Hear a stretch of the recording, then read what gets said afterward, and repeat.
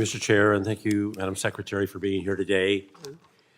So I'd like to start with the permitting reform, Title III, Section 321, the Builders Act. It was just passed as part of the Fiscal Responsibility Act.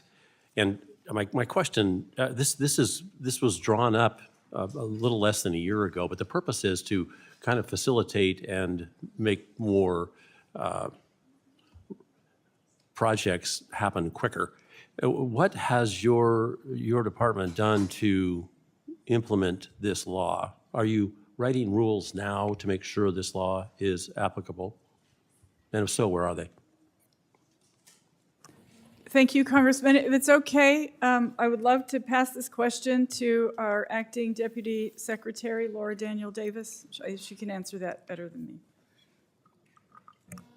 Thank you, Madam Secretary, and thank you for the question, Congressman. And I think one really important matter that we've been working on across government, including with the Department of Energy, and you've probably seen really recently. Are you writing rules? Is the Are you permitting. writing rules?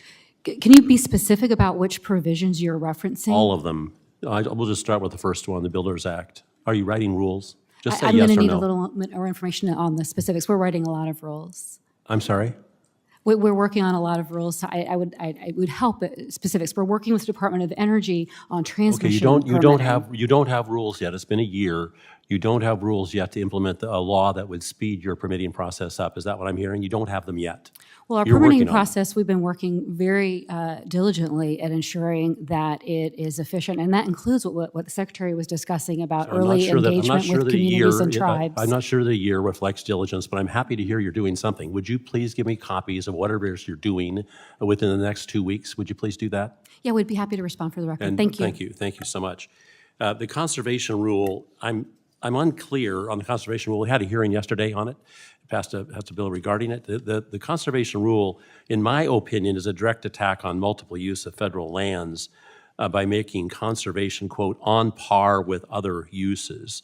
Madam Secretary, tell me what on par means in your mind. And to make it more clear, my question is this conservation rule applicable to a specific space of land or across the board to every activity that's occurring under the guise of multiple use on federal land? Thank you for the question. And you're referring to the BLM public lands rule, is that correct? Conservation, as you know, our public lands have a multi-use purpose mandate. And so we just wanted to make sure that all of the uses that our public lands are for can be worked in on par with one another. No purpose is more important than the other. They're all important. Well, that kind of goes without saying. But my question to you is, there are ambiguous, almost impossible to understand, subjective standards established for what is conservation. So my question to you is, if this is, quote, on par, does that mean that if someone wants to do something, I know a mine, does that mean then that it must comply with this new rule? Are you referring to the restoration and mitigation leases in the rule? Sure. Okay, so with respect to the restoration and mitigation leases, those enable development by providing developers an opportunity to offset their impacts through investments in the health of public lands. Right, so your answer is that when the word on par doesn't mean that it's a separate use. It means it's an across-the-board requirement of anyone who wants to engage in one of the other types of multiple use. That's what you're saying. I want to say that with respect to this rule, we feel that it will restore balance to our public lands. Well, that may be your thought, but what you're really saying is it's applicable across the board. It doesn't say that clearly in this rule. I wish it did, so at least people knew what's going on. On the wolf, the gray wolf, we have a bunch of them in my state, and we're going to have a hearing this week. Unfortunately, I don't think you guys are going to be there. U.S. Fish and Wildlife, wish they were, up in Minnesota. My question, I'm happy that the U.S. Fish decided that the wolf was not endangered. I'm very happy with that result. The court came out and suggested otherwise. But do you agree that the wolf is not endangered, as your U.S. Fish and Wildlife subdivision so agreed?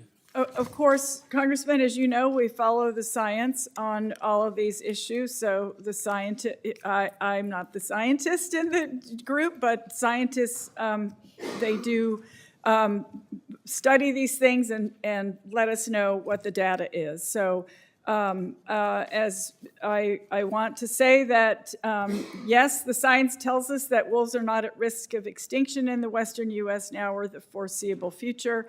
However, you know that there's a lot of factors that we have to consider in moving forward, and one of those is climate change. To better understand the conservation needs and challenges and inform future policy, the Fish and Wildlife Service is undertaking a process to develop a first-ever nationwide gray wolf recovery plan, also creating a new effort to foster a national dialogue around how communities can live with gray wolves and include conflict prevention, long-term stability, and community security. Thank you, Madam Secretary. Yield back.